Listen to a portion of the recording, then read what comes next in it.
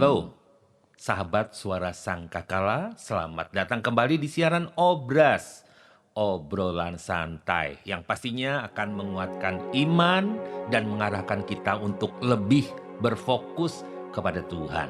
Dan hari ini kita akan membahas tentang esensi sebuah dasar apa yang sungguh penting dalam hidup kita sebagai orang percaya. Nah, sering sekali kita ini dihadapkan dengan pilihan-pilihan antara yang baik dan yang berkenan, bahkan sempurna kepada Tuhan. Mari kita coba renungkan bersama melalui beberapa poin dalam pertemuan kita ini. Oke, sudah siap semuanya? Dan biarlah dalam obrolan kita di hari ini akan membawa dampak perubahan tentunya buat kita semua. Saya akan mulai dengan sebuah istilah yang menarik, yaitu good versus God. Mengutamakan Tuhan dalam kehidupan sehari-hari. Sebab semakin dunia ini berjalan tambah tua, semakin orang mengutamakan dirinya, dia memfokuskan tentang hartanya, dia tidak prioritaskan kepada Tuhan sehari-hari. Apa yang dikatakan di dalam Roma pasal 12 ayat yang kedua. Mari kita perhatikan ayat ini. Janganlah menjadi serupa dengan orang-orang di dunia ini, tetapi biarlah kamu diubahkan oleh pembaharuan pikiranmu, agar kamu dapat mengenal kehendak Elohim yang baik, yang berkenan, dan yang sempurna. Ya, amin ya. Nah, coba Anda bayangkan ada seseorang yang mengejar kesuksesan duniawi. Betul lah, nggak apa-apa sih kejar kesuksesan di dunia ini, itu nggak apa-apa, nggak berdosa.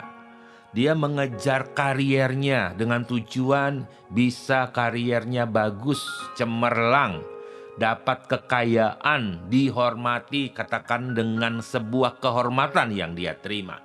Tetapi dia lupa untuk menempatkan Tuhan sebagai pusat hidupnya. Ya, itu baik.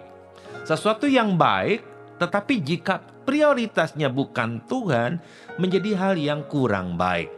Jadi hal-hal ini memang baik, tetapi belum tentu berkenan kepada Tuhan. Tapi kalau kita prioritas Tuhan, pasti akan diikuti dengan kebaikannya. Nah, seringkali kesalahan yang kita lakukan adalah seperti ini. Kita menganggap kesuksesan materi sebagai tanda berkat Tuhan tanpa mempertimbangkan apakah itu membawa kita lebih dekat kepada Tuhan atau justru bertambah jauh. Nah, jadi ada juga yang mengutamakan pekerjaan atau studi, karier, sehingga dia lupa waktu untuk beribadah dan berdoa. Kadang-kadang bisnis kita membuat kita tidak beribadah dan berdoa. Kadang-kadang kesibukan kita, hobi kita pun sama. Kita akhirnya lupa akan Tuhan. Nah, kalau begitu apa yang harus kita kerjakan? Ya, apa yang harus saya lakukan? Nah, dalam setiap keputusan kita, mari kita tanyakan, apakah ini yang saya kerjakan dan saya lakukan, yang saya dapatkan, membuat saya lebih dekat kepada Tuhan, atau justru sebaliknya, menjauh? Ya, jadi kita harus bukan cuma baik saja, tapi tahu apakah berkenan dan yang sempurna bagi Tuhan atau tidak. Oke. Yang berikutnya adalah faith versus feeling. Iman versus perasaan. Nah, siapa yang sering baperan, bawa perasaan kecewa, ya, goyah seperti itu. Dikatakan dalam Ibrani 11 ayat 1, iman adalah hakikat dari segala sesuatu yang kita harapkan dan bukti dari segala sesuatu yang tidak dilihat. Jadi begini, saudara. Kalau kita sering baperan, ya berarti iman kita itu goyah. Kita tidak memiliki iman yang sejati. Nah, ada seorang anak kecil yang berdiri di atas meja, kemudian dia melompat ke pelukan ayahnya. Ya, Dia tidak melihat apakah ayahnya siap atau tidak, tetapi yang di dalam dirinya, dia yakin ketika dia lompat kepada ayahnya, maka dengan segera ayahnya itu akan memeluk dia.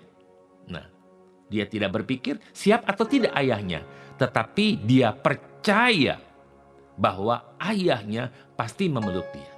Nah, seringkali kita tuh kehilangan trust, kepercayaan kita kepada Tuhan, sehingga kita khawatir, kita kecewa. Begitu kita menghadapi sebuah persoalan, kita mundur, kita kecewa.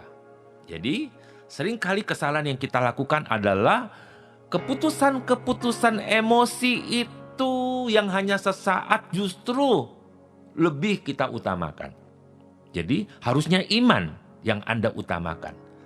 Berikutnya juga kita sering mengabaikan janji Tuhan karena perasaan takut dan ragu-ragu. Jadi apa yang harus saya dan Anda lakukan, kita belajar bahwa jangan biarkan perasaan takut, ragu-ragu ataupun kecewa mengalahkan iman Anda. Ya, percayakan bahwa janji-janji Tuhan, ya, itu ya dan amin. Iman sejati itu pasti akan mengalahkan perasaan.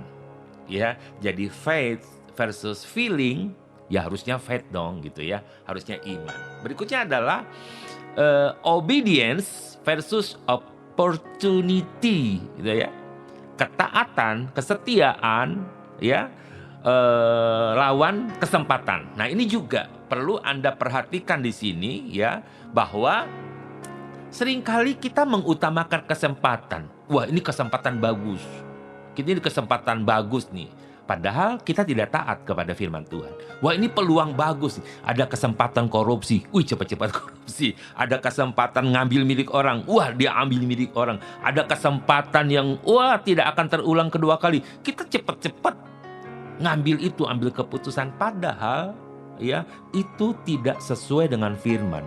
Atau kita tidak taat akan Tuhan. Apa yang dikatakan Roma 6 ayat 17 dikatakan begini. Tetapi sekarang kamu telah taat dengan segenap hati pada pengajaran benar yang sudah diberikan kepadamu. Nah ini, jadi kamu itu taat terhadap pengajaran. Jadi kalau orang taat, walaupun ada kesempatan berbuat yang tidak baik, tidak akan pernah dia pilih itu. Ya, opportunity benar, tapi kesempatan yang salah itu artinya tidak taat. Yusuf di dalam Bible dikisahkan ia memiliki kesempatan untuk menikmati dosa dengan istri Potifar, tetapi ia memilih taat kepada Tuhan. Ya, seringkali kita berpikir, aduh, susah dong menderita. Ini sayang, ini akan hilang lepas dari tangan kita jika kita tidak mengambil kesempatan ini. Tapi ingat, ya, ketaatan itu melebihi sebuah peluang yang akan kita dapatkan, berbeda, gitu ya. Jadi mari manfaatkan kesempatan yang ada tanpa mempertimbangkan memanfaatkan kesempatan yang ada tanpa mempertimbangkan apakah itu sesuai dengan kehendak Tuhan, itu salah. Ya. Jadi jangan memanfaatkan kesempatan tanpa berpikir ini sesuai atau tidak dengan Tuhan, ya. Jadi harus sesuai dulu baru ambil kesempatan. Yang berikutnya adalah kadangkala kita mengorbankan prinsip iman demi keuntungan sesaat. Ya nggak apa-apa kan, sekali-sekali boleh. Kita kadang berpikir seperti itu. Jadi apa yang harus saya lakukan dan Anda lakukan? Jangan tergoda mengambil jalan pintas hanya karena ada kesempatan. Tapi pilihlah selalu ketaatan kepada Tuhan. Amin ya. Puji Tuhan. Nah, ada satu lagi ini yang sangat penting yang juga akan mempengaruhi hidup kita, yaitu eternity versus earthly. Ya, mengutamakan kehidupan kekal dibandingkan kehidupan duniawi yang sementara.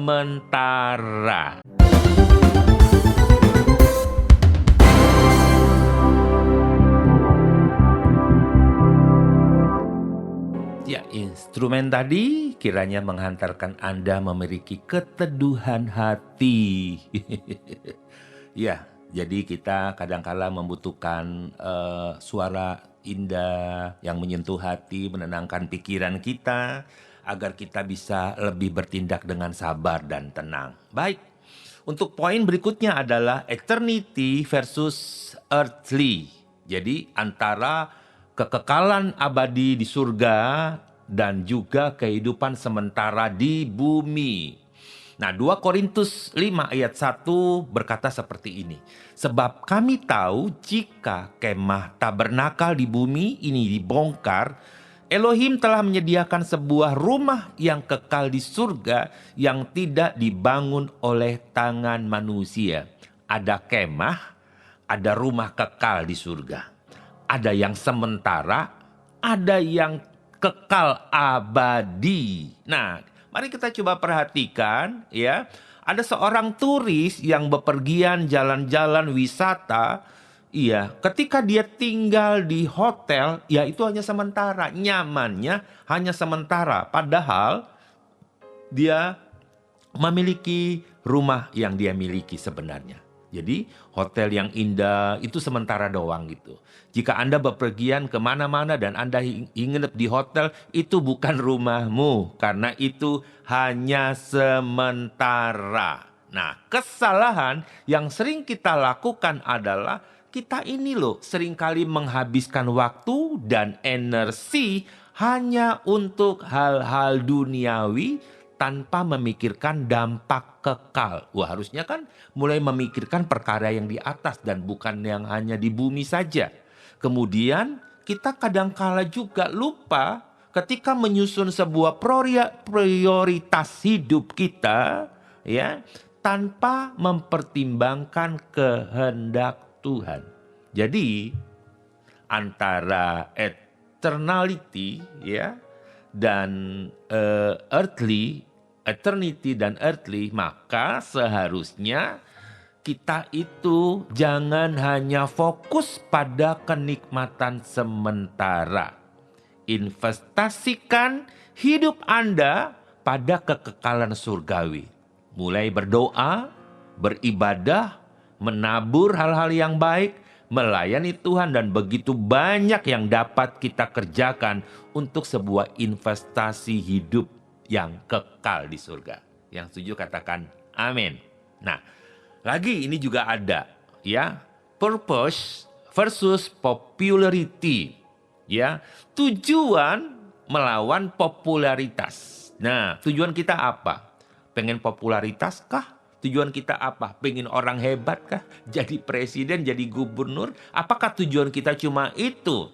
Galatia pasal 1 ayat 10 berkata, sekarang, adakah aku berusaha berkenan kepada manusia atau kepada Elohim? Atau adakah aku berusaha menyenangkan manusia? Jika aku masih berusaha menyenangkan manusia, aku bukanlah hamba Kristus. Ya, jika kita masih mau populer saja, kepengen menyenangkan manusia, ya, bukan menyenangkan Tuhan, maka Paulus berkata, aku ini bukan hamba Kristus. Nah, jadi jika kita perhatikan Yesus ketika dia di bumi dalam pelayanannya, Yesus tidak cari popularitas. Tidak ya, tetapi dia menyelesaikan tujuan hidupnya. Ingat tujuan hidup kita, kemuliaan nama Tuhan. Dari dia, bagi dia, untuk dia, segala kemuliaan bagi Tuhan Yesus kita. Nah, kesalahan yang sering kita lakukan, apa saja nih? Ya, kita ini loh suka ngejar likes and followers. Kita juga kepengen pengakuan dari orang lain. Jika likes kita kurang, wah, kita berusaha dapat likes banyak. Kita berusaha mempopulerkan diri kita biar terkenal. Kita kepengen punya followers. Jadi kalau ditanya, berapa followersmu? Sekian puluh ribu. Wow. Tapi kalau ditanya, followersmu berapa? Ya baru belum 1.000. Wah, nah nggak dianggap tuh. Nggak dianggap. Jika ada gereja, sekali lagi, jika ada gereja yang mengejar like, followers, dan pengakuan dari orang lain, bertobatlah. Ya, bertobatlah. Sebab kita ini punya tujuan hidup. Tujuan untuk melayani. Ingat Yesus berkata, aku datang bukan untuk dilayani, melainkan untuk melayani. Jadi aplikasi kita dalam hidup kita, saya dan saudara apa saja, kejarlah panggilan Tuhan, bukan mengejar pengakuan manusia. Wah, agak berapi-api saya. Yang berikutnya adalah, ini juga yang sering muncul dalam kehidupan kita adalah karakter versus karisma. Karakter lawan karisma. Jadi karakter itu lebih utama daripada sekedar mengejar sebuah karisma. Orang kejar karunia biar dapat ini, biar bisa A, B, C, D, punya karunia mujizat, punya karunia kesembuhan, bahasa roh. Mari kita lihat saudara ya. 1 Samuel pasal 16 ayat 7 bilang begini. Tetapi Yahweh berkata kepada Samuel, jangan memandang wajah atau kepada tinggi perawakannya, karena aku telah menolaknya. Jadi Tuhan tuh bukan lihat tingginya, wajahnya, perawakannya, enggak. Sebab Yahweh tidak melihat seperti yang manusia lihat. Mari, manusia lihat itu, tapi Tuhan lihat apa? Manusia memandang penampilan lahiriah, tetapi Yahweh memandang hati. Nah loh. Nah, banyak pemimpin hebat yang jatuh bukan karena kurang talenta. Perhatikan, banyak yang jatuh bukan karena kurang talenta, mereka banyak talentanya, tetapi karena karakternya tidak kuat. Ya, jadi karakter versus karisma jangan sampai salah. Ya, miliki karakter Kristus, ada buah-buah, ada buah Roh Kudus, ada kasih sukacita, damai sejahtera, kebaikan, kemurahan, ada 9 buah roh yang akan mengubah karakter kita. Nah, ini yang seringkali terjadi dalam hidup kita. Kesalahan demi kesalahan.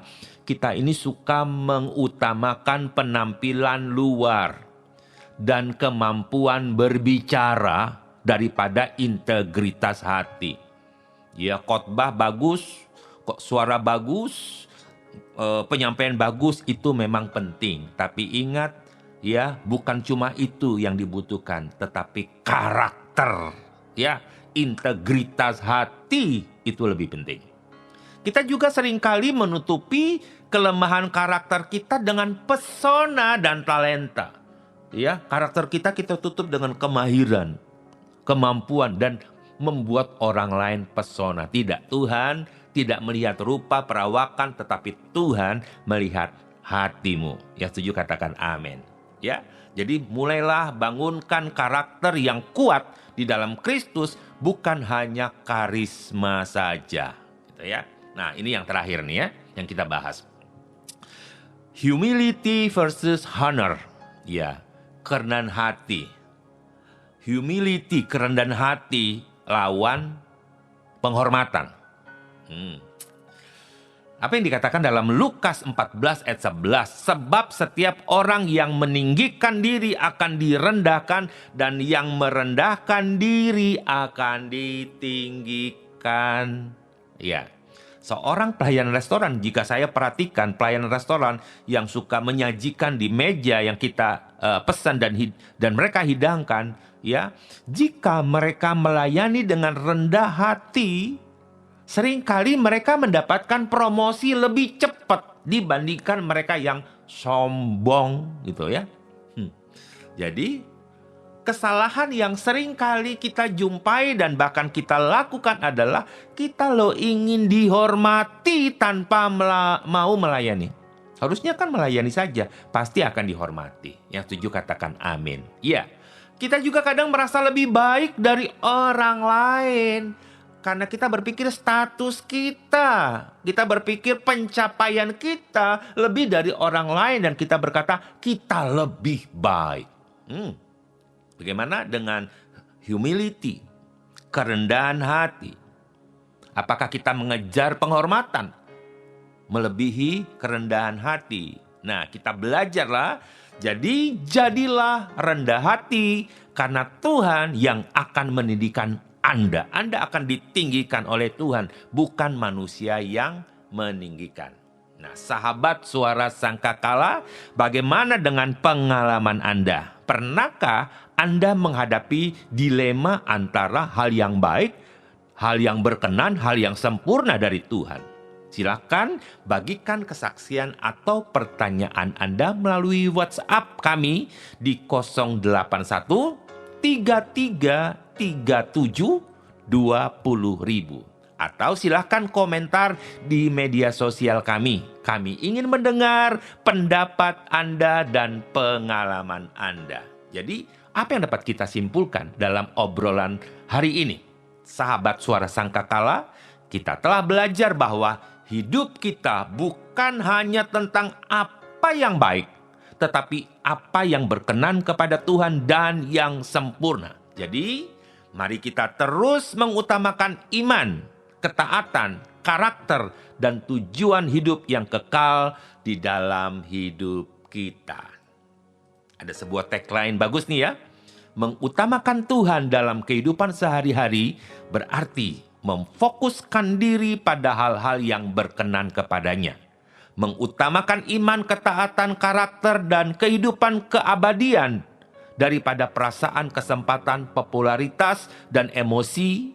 Itu lebih baik fokus mengutamakan Tuhan dari segala-galanya. Jangan lupa untuk membagikan siaran ini kepada keluarga, teman, sahabat Anda. Dan kita akan berjumpa lagi dalam siaran berikutnya. Tuhan Yesus memberkati. Amin.